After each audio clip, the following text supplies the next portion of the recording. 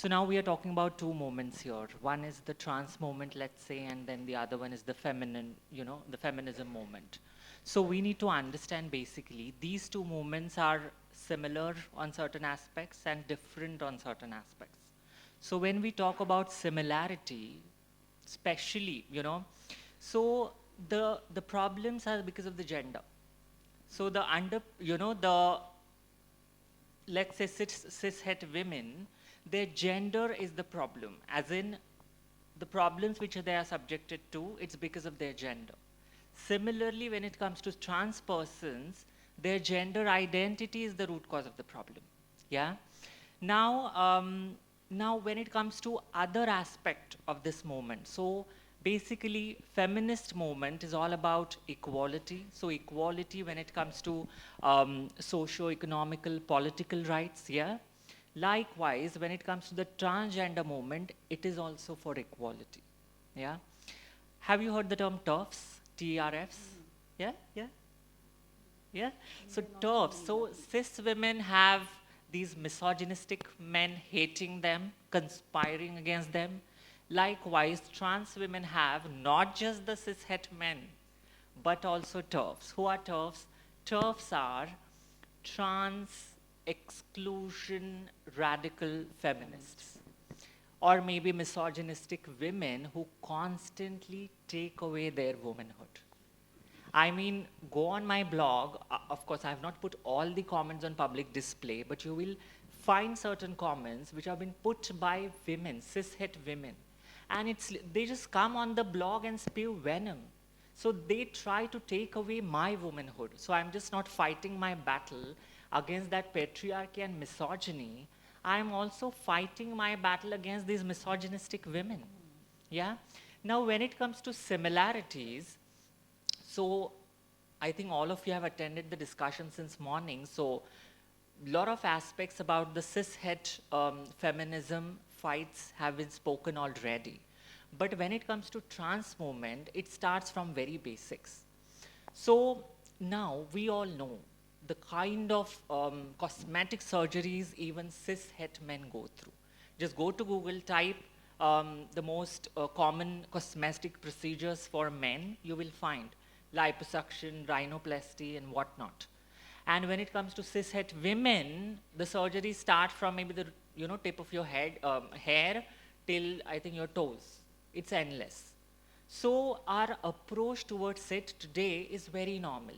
Only if it's a botched surgery, then we criticize it, talk about it. When we see somebody with very huge lips appearing on TV, suddenly there is this trolling happens. Otherwise, if it's looking beautiful, it's all normal. Then why there is this different approach when it comes to gender reassignment surgery? It's just another cosmetic procedure, right, to embrace your true self.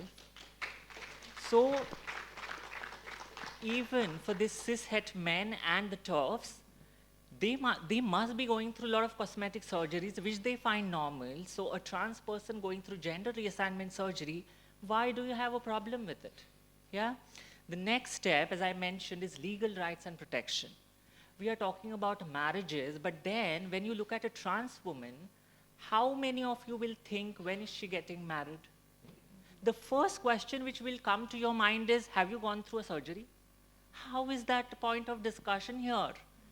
When you meet a beautiful woman, you think about her marriage and boyfriend, making your own assumptions. Why can't you think on the same lines for a trans woman? Yeah, that becomes the first aspect of it, marriage. Yeah, after marriage, it becomes, kids.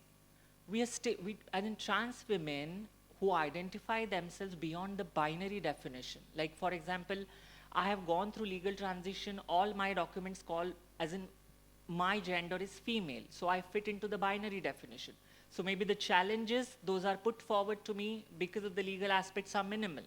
But then there are these trans persons who identify themselves beyond this binary definition. They can't adopt kids based on the current setup. If you can't adopt kids, then there is this problem of inheritance also. So we have this more marginalized community within the trans umbrella, which is the eunuch community. So basically, eunuch community is a pseudo-family system they have formed it because all of them have been disowned by their families. No, education, food, clothing, money. So they have come up with this family system to support each other to survive. In a setup like that, where there are no legal documents, where there are no blood relations, what about the inheritance? You know? And then now let's talk about the next aspect of it, which is we have seen a lot of moments, based on the divorces. So it could be around the religion, wherein, the divorce rights for one, but the less privileged gender is fought for that religion. Likewise, some other alimony fights. But then what about the trans movement? We are just not even able to talk about the alliance, then when we'll talk about the other aspects of it. Yeah? So I think this is how it differs, and this is how it's similar when it comes to the cishet feminine movement.